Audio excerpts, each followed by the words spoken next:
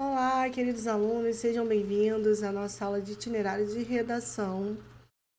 Eu sou a professora Aline Bilé, já nos conhecemos lá da escola, né? Aulas presenciais de redação, né? Nesse primeiro momento, devido a questões ali do espaço da escola, nossas aulas de itinerário serão online por enquanto, né? Então, eu quero começar com uma aula da essência mesmo. Ou seja, os aspectos essenciais da redação, aquilo que te ajuda a escrever um bom texto em geral, tá? Então, vamos sem demora.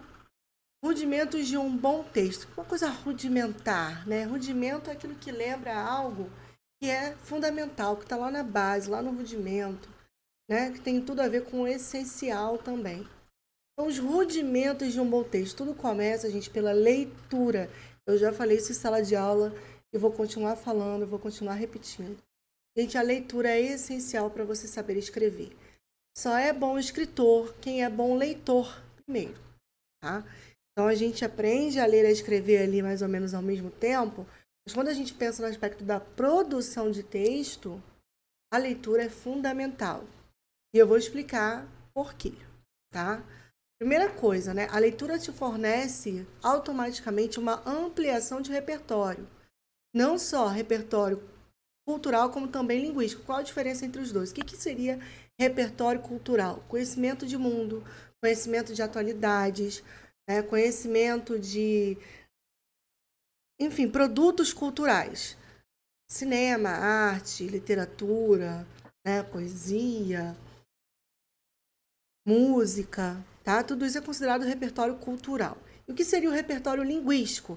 Seria o seu conhecimento da própria língua, a sua variedade vocabular, ou seja, ter um bom vocabulário, vocabulário variado, né? Saber escolher bem as palavras, saber sinônimos, saber antônimos. São coisas também que a gente vai estudar, tá? Na disciplina de redação, tanto na formação geral quanto no itinerário, tá? E o repertório linguístico também é o seu conhecimento gramatical, por exemplo, a variedade de conectivos que você vai utilizar na sua redação, a variedade de elementos coesivos, e você consegue aprender isso, né? E ampliar esse repertório através da leitura, lendo bons textos, tá? A gente vai falar sobre isso aqui. Então, continuando aí agora com os benefícios da leitura. A gente já falou da ampliação de repertório, tanto cultural quanto linguístico, mas tem também os benefícios aí, ó, relacionados a uma maior capacidade de abstração. O que é abstração? É o pensamento abstrato, é aquilo que está aqui dentro, na sua cabecinha, né? E que não é algo palpável, não é algo quantificável, né? Não é uma coisa da área de exatas. É uma maior. Então, a leitura te ajuda a fazer mais abstrações, tá? Maior capacidade de concentração, obviamente, se você se dedica à leitura de um texto maior, né, de um texto longo, e você tem ali o desafio, obviamente, de acompanhar aquela leitura, interpretar aquele texto, para tudo isso você vai precisar de concentração. Automaticamente, isso também vai te trazer como benefício uma maior saúde mental, e o desenvolvimento do raciocínio crítico. Quanto mais você lê, quanto mais você se informa sobre um determinado tema, maior vai ser a sua capacidade de criticar aquilo, né? Ou de pensar criticamente, de formular a sua opinião sobre aquele determinado tema, aquele determinado assunto. Então, leitura, gente, ó, é a maior dica de redação que tem. Vamos continuar falando sobre ela, tá? Então tem aí, ó, essa imagem da Biblioteca Pública do Paraná. Eu amei essa imagem, né? Porque um livro muda o presente, tá? Então aqui você tem a imagem de um vendedor, né? Querendo vender várias coisas aí para os índios, né? Coisas materiais, espelhos, relógio, né? Colar, pito, coisas assim que têm uma certa funcionalidade, mas o que os índios estão fazendo, é até o macaquinho aqui, né? Estão lendo livros e livros. Agora eu retomo aquilo que eu falei, né? Uma boa leitura, bons livros, autores de referência, tá? Porque são esses autores que vão te dar o repertório cultural. São esses autores que vão te dar principalmente o repertório linguístico, tá? O repertório cultural é até mais abrangente, você pegando coisas aí da atualidade, músicas e tal, algo mais popular. Mas quando a gente fala de repertório linguístico, vai te dar um maior repertório aí dentro da gramática, dentro enfim, do léxico, da língua. Isso daí vai vir de boas leituras, de textos com qualidade de escrita, tá? Então você tem ali Franz Kafka, né, Shakespeare, enfim, vários autores bacanas aqui que eu não consigo ler. Eu não sei aqui, não consegui ler, mas enfim, bons autores. Continuando aí falando dos benefícios da leitura, gente. Maior domínio da língua padrão. Por isso que eu digo que o que vai te dar esse repertório linguístico são, né, os textos de uma literatura bem escrita, que vai ser escrita na língua formal, na língua padrão, porque a redação ela deve ser escrita com uma linguagem padrão, né? Maior articulação argumentativa. Claro, quanto mais você ler textos argumentativos, artigos de opinião, né? Mais você vai observar a argumentação daqueles autores e vai trazer isso para o seu texto também. Autoconhecimento. A leitura traz autoconhecimento. Disciplina, né, de projeto de vida, para quem está fazendo esse itinerário, né? O autoconhecimento é o nosso primeiro passo no projeto de vida.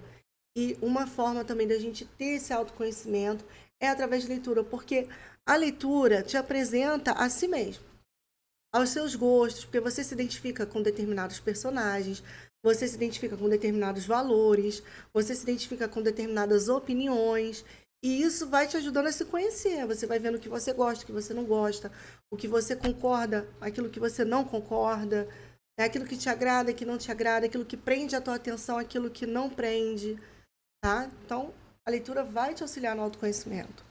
E, obviamente, fonte de entretenimento. Isso aqui tem muita gente que não acredita, que não acha que a leitura seja uma fonte de entretenimento, mas isso é porque não desenvolveu um hábito de leitura. E a partir do momento que você adquire o hábito de ler e você tem o autoconhecimento e você sabe diferenciar o que você gosta do que você não gosta, você passa a ter a leitura como fonte de entretenimento. Se você descobrir que você gosta de romance policial, se você descobrir que você gosta de ler coisas mais sobre dados da realidade, algo mais documental, né? Um documentário, uma coisa assim. Também acontece, tá? Com séries e filmes. Mas as séries e os filmes não vão te dar essa questão da parte escrita. Então, a leitura ela é fundamental nesse sentido. Mesmo porque a leitura te dá algo que os filmes e as séries não te dão, que é a liberdade da sua imaginação, tá? Porque quando você está lendo, você cria a imagem do personagem na sua cabeça. Você cria as imagens dos espaços na sua cabeça. Você imagina as cenas do seu jeito. É como se você lesse e criasse na sua mente um filme daquilo que você está lendo. E isso pode ser uma fonte de entretenimento bem bacana. Eu amo, né? Sou suspeita para falar. Escrita. A prática que gera habilidade. Então, para você escrever bem, você precisa praticar, desenvolver a liberdade. Desenvolver a habilidade de escrita, né? Então, você tem 3 momentos aí da prática de escrita, que é o esboço. O esboço, ele te dá liberdade, você não tem a preocupação com o aspecto formal do texto, você não tem preocupação com rasura, você não tem preocupação, por exemplo, com ortografia. Então, é fundamental, antes de você escrever uma redação, até mesmo na prova do Enem, você fazer um esboço, ou pelo menos um roteiro. Depois eu vou falar, né, mostrar para vocês como fazer um roteiro ali, usando a folha de esboço para fazer um roteiro. Mas o esboço, ele te dá a liberdade. Porque ali você não está preocupado se vai errar, se não vai errar. Você pode mudar, você pode inverter frases, né? Então, o esboço é esse momento da liberdade na hora da criação do texto. A construção, ou seja, quando você fez o seu esboço, agora você vai construir o seu texto, vai organizar, reorganizar parágrafos. Né? Às vezes no esboço você colocou um argumento primeiro, depois você pode decidir que o seu segundo argumento era melhor ficar primeiro, enfim. Aí você vai construindo o seu texto. E ali já vai entrar a disciplina, porque aí você já vai começar a se preocupar, obviamente, com o aspecto formal do texto, a estrutura do texto, com a ortografia, né, com a apresentação do texto. E também vai trabalhar com a razão, porque você vai avaliar o esboço que você fez e você vai ver o que funcionou, o que não funcionou, o que encaixou, o que não encaixou. E você vai ter ali um raciocínio lógico sobre o seu texto para criar a melhor versão daquele texto, que será a versão final. E o momento de revisão.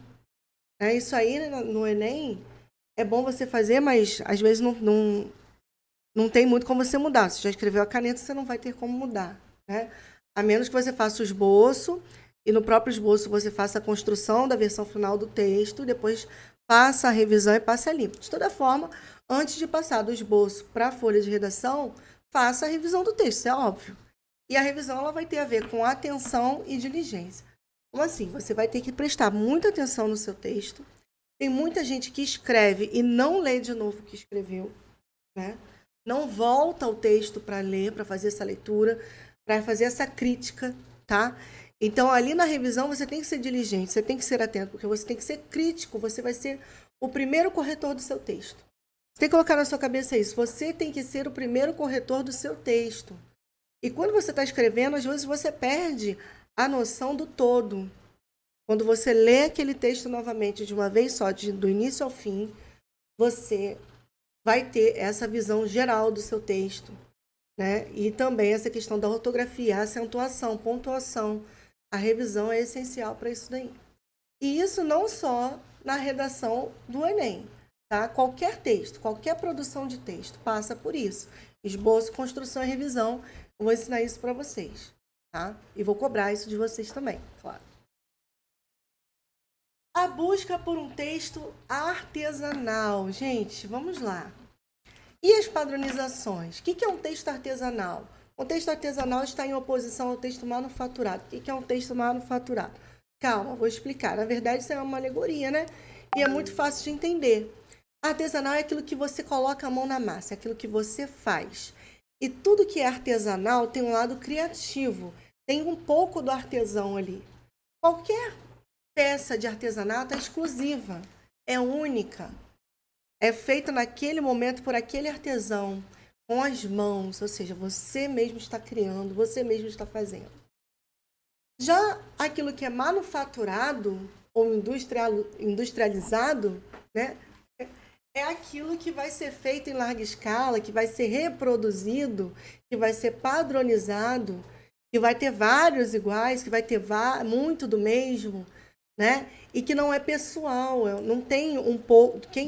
Não tem, assim, se você pega uma fábrica, né?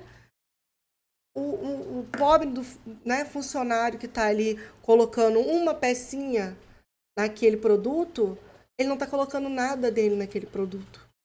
Ele não aparece naquele produto, você não identifica nada sobre ele naquele produto. Prestou atenção nisso? É a mesma coisa com o texto. Texto artesanal é um texto único, exclusivo, feito totalmente 100% por você. E naquele texto vai ter um pouco de você. Vai ter a sua impressão, vai ter a sua digital, vai ter a sua marca, vai ter o seu estilo. Tá? Já o texto manufaturado, ele é aquele texto que repete padrões que já existem, que tem clichês. Ou que não tem clichês, às vezes você é mais cuidadoso em não colocar clichê, mas ele tem aquela coisa engessada. Ele não tem nada de você ali. Ele não tem a sua personalidade, ele não tem a sua digital. É claro que nas próximas aulas de redação a gente vai falando sobre isso. Tá? E as padronizações, elas existem. Existem coisas que são padrão em determinados gêneros textuais que não podem ser alteradas, mas existem vários outros aspectos do texto que podem ser criativos, que podem ser artesanais. Um exemplo de padronização, por exemplo, se o texto tem que ter título ou não, se o texto tem que ser escrito em parágrafos ou não, né?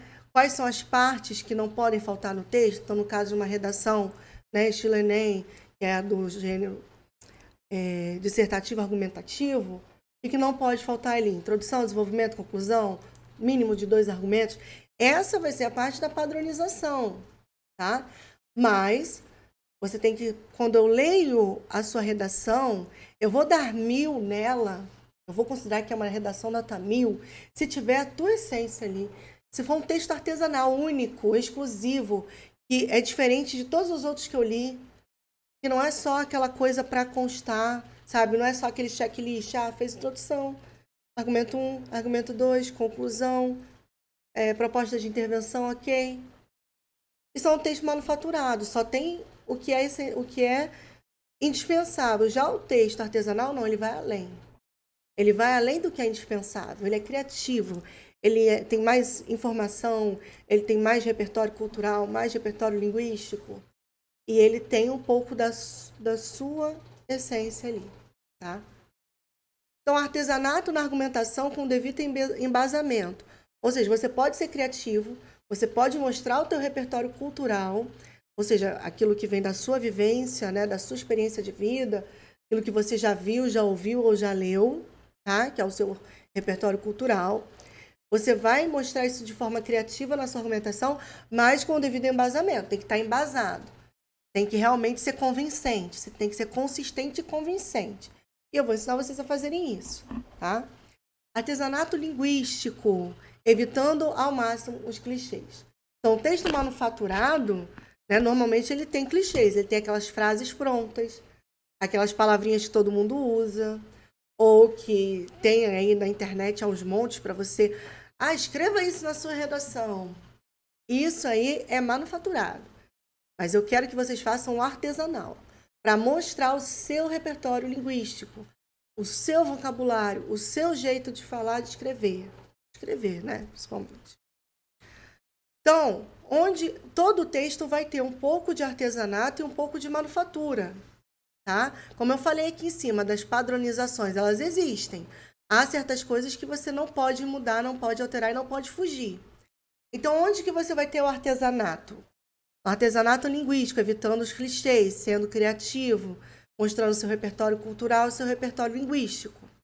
E onde que vai ter manufatura? Nos formatos, né?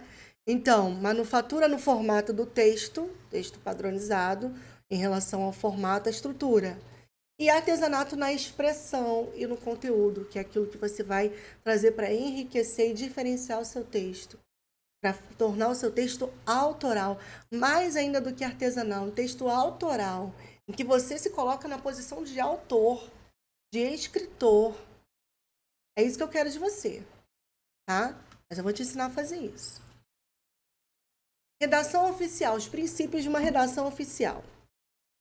Antigamente, né, no passado, era muito bem visto, assim, era muito considerado o rebuscamento do vocabulário, tá? E acontecia muito desperdício. Como assim? Você usar várias palavras rebuscadas, difíceis, né? Aquelas chamadas palavras difíceis, que não acrescentavam em nada ao seu texto. Só dava um certo embelezamento, era um desperdício. Às vezes usava uma palavra fora de contexto, né? Às vezes uma palavra tão rebuscada que destoava completamente do restante do vocabulário utilizado no texto. Cuidado com isso, né? Você escreve de uma forma, um determinado vocabulário, principalmente o vocabulário jovem, né? Atual. E de repente você pega uma palavra que nem é usada mais, uma palavra tão em desuso, uma palavra rebuscada, antiga, fora de contexto, isso é um desperdício. E fica feio no texto, tá? É mal visto na hora da correção hoje, né? No passado, isso era bem visto. Escrever difícil era bem visto, né? Enfeitar demais as frases, dar uma volta ao mundo para dizer alguma coisa, encher de palavras difíceis, isso no passado era bem visto. Hoje não é mais. Como que é na atualidade? Clareza, economia linguística, ou seja, se você puder dizer aquilo que você pretende com menos palavras, melhor ainda. Tá? A verdadeira inteligência é você dizer de forma uma coisa difícil de forma simples, de forma compreensível. Tá? Isso fazer entender. Daí essa questão da clareza e da economia de palavras também. Não adianta, não precisa desperdiçar vocabulário. Não precisa chegar na tua redação e fazer vomitar um monte de palavra difícil ali. Não, não, não, não, não. Economia linguística. Faz o seu texto mais sequinho, frases mais curtas. Evite, né, frases muito longas, 2, 3 linhas ainda está no mesmo período. Evitar o período longo, né? Vocês sabiam que existe um manual de redação oficial da Presidência da República? Não sabia? Bom, se não sabia, agora você está sabendo. Você me lembrou um meme. Bom, tá aqui o endereço, né, no site aí do Planalto, você consegue acesso a esse manual. Eu vou comentar dele aqui algumas vezes, tá?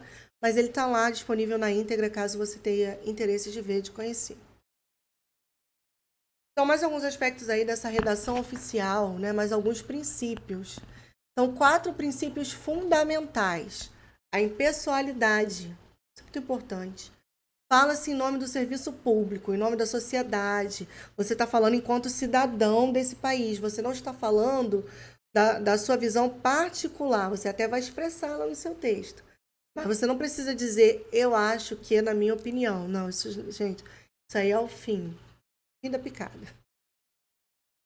Sem tom particular, pessoal, nem confessional. O que é confessional? Quando você confessa alguma coisa, quando você se responsabiliza diretamente por algo, né? Quando você fala diretamente das suas frustrações ou dos seus erros, tá? Isso que seria um tom confessional. Eu acho que isso é confessional. Não pode, isso é particular, é pessoal, é confessional. Por isso que a gente não deve usar a primeira pessoa do singular, que é o eu.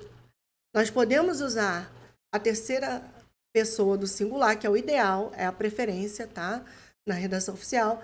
E pode usar também a primeira pessoa do plural, que é o nós. Por quê? Porque você está falando em nome do serviço público, em nome da sociedade, em nome dos brasileiros, em nome dos cidadãos. Quando for nesse tom, né, de falar nós brasileiros, nós cidadãos, né, nós estudantes, quando você estiver se incluindo em uma categoria mais ampla, você pode usar a primeira pessoa do plural, que é o nós, tá? Mas a preferência, é claro, é pela terceira pessoa do singular. Eu costumo dar a dica de usar a primeira pessoa do plural, que é o nós, lá no final da redação, né? Quando você vai fazer ali a proposta de intervenção. A gente vai falar disso depois com calma, tá? Mas hoje eu estou falando não só do texto dissertativo argumentativo, né? Mas com foco nele, tá bom? Algumas coisas aqui servem para outros gêneros textuais. Essa parte aqui do sem tom particular, né, da impessoalidade, da preferência pela terceira pessoa do singular, essa parte aqui é característica, tá, do texto dissertativo argumentativo, ok? Concisão, a clareza, a objetividade, a formalidade de que nos valemos para elaborar os expedientes oficiais contribuem ainda para que seja alcançada a necessária impessoalidade. Bom, um dos princípios também aí fundamentais, né, de uma redação oficial é o uso da língua padrão, da linguagem, né, gramatical ali corretamente, de acordo com a gramática. Então, não fazem parte, tá, da língua padrão, ou seja, você deve evitar preciosismos e arcaísmos, aquilo que eu falei da palavra rebuscada, aquela palavra bonita, difícil, mas que não é mais usada nos dias de hoje, que já é um arcaísmo, já ficou arcaica, tá? Contorcionismo sintático. O que é um contorcionismo sintático? Isso aí entra naquilo que eu falei do período muito longo, período excessivamente longo, né? Você acaba se contorcendo ali e dando voltas e não vai a lugar algum. Figuras de linguagem, não é recomendado que se use figuras de linguagem, tá bom?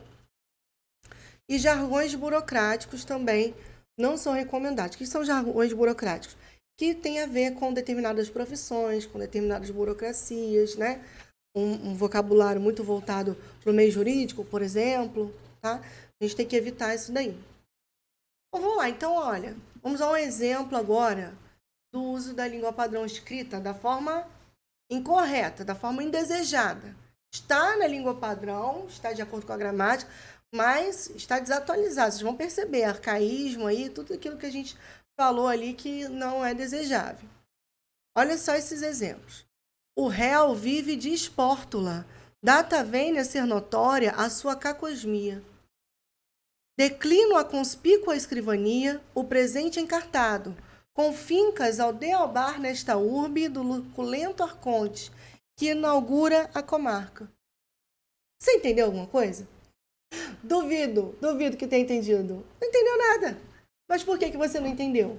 Tá? De acordo com a gramática, a portuguesa. Mas tem preciosismo linguístico, muitos arcaísmos, tem uma linguagem burocrática ali. Porque, olha só, réu, né? Data vênia. Isso aqui é uma linguagem burocrática. e fica muito específico, entendeu? Restrito a um determinado grupo social que vai falar dessa forma. E isso a gente deve evitar. E você não está escrevendo para um juiz, tá? Você não está escrevendo para um juiz. Então, declino a conspícua escrivania o presente encartado. Ou seja, coloca o papel sobre a mesa. É isso. Daí vem a economia linguística. Para que eu vou dizer tudo isso aqui se eu só quero dizer que eu coloquei o papel sobre a mesa? Para que eu vou dar essa volta ao mundo? Para que eu vou usar esses arcaísmos aqui? Conspícua. Quem é que fala conspícua? Quem é que fala declino em vez de colocar? Né? Encartado em vez de carta? Enfim. Vamos para o próximo slide. Quanto à linguagem técnica, usar com moderação, sempre que possível, seja didático. É uma linguagem técnica, entra um pouco naquela questão burocrática ali. A linguagem técnica, ela também é falada em determinados contextos, né? Por exemplo, quando eu estou falando de gramática, falo de substantivo, de adjetivo, de advérbio, isso é uma linguagem técnica, faz parte do universo ali da gramática. E nem todos vão entender essa linguagem. Se eu pego na ciência, na biologia, também vai ter vários termos técnicos que só quem é da área vai entender.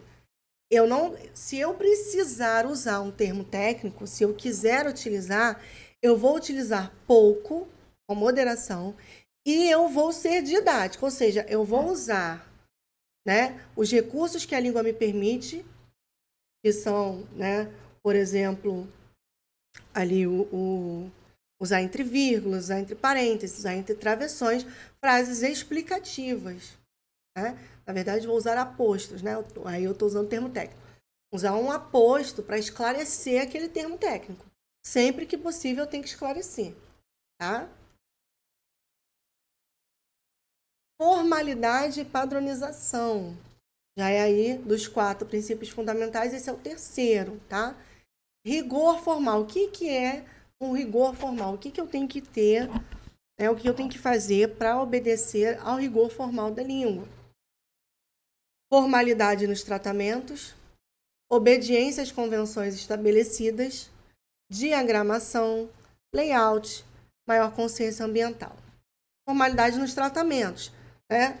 Usar os pronomes de tratamento adequados para se referir a determinados cargos, a determinadas, né, pessoas, para se referir, sei lá, ao presidente da República ou a um juiz, enfim, aí depende muito do tema, do texto que você vai estar falando. Então, você não vai tratar o seu leitor como amigo, isso que eu quero que você entenda, né? Formalidade no tratamento, você não vai se referir diretamente ao seu leitor como você. Você já parou para pensar? Não use isso, tá? Obediência às convenções estabelecidas, as convenções de escrita e as convenções do próprio texto. A gente vai aprender depois também, né? Aos poucos aí. Diagramação e layout tem a ver com o aspecto estrutural do texto que tem que ser respeitado. Margem. A folha, gente, ela tem margem. E essa margem tem que ser respeitada. Eu não posso deixar sobrar muita linha antes da margem. Também não posso ultrapassar a margem, escrever para fora ali, né, daquela margem estabelecida na folha de redação, tá?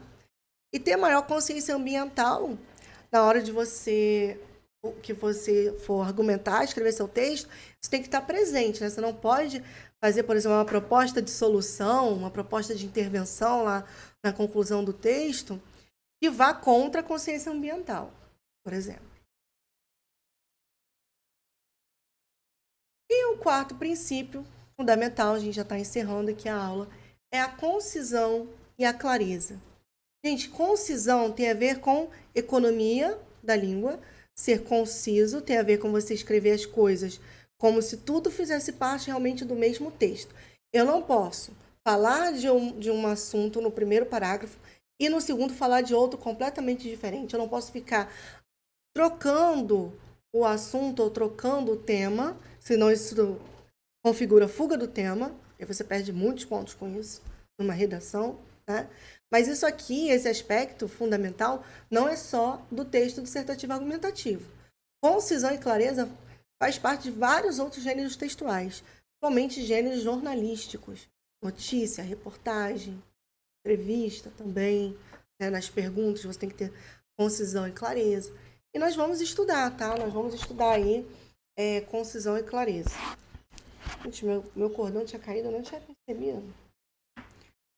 Clareza. Então, aquele texto que eu li lá do conspícua, né, encartada, dispõe, enfim, aquilo ali não tem clareza.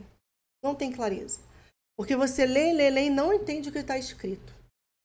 Veja bem, não está mal escrito, mas não está atualizado, não está claro, não está objetivo, não está conciso. Então você tem que evitar. Então nem sempre escrever bonito, ou usar palavras difíceis, vai te dar uma pontuação alta na redação, tá? Nós vamos falar mais sobre isso nas próximas aulas. Gente, essa foi a nossa aulinha de hoje, uma aula bem geralzinha. Depois a gente vai ajustando os pontos. Espero que vocês tenham gostado da aula e aguardo vocês na próxima semana. Beijo!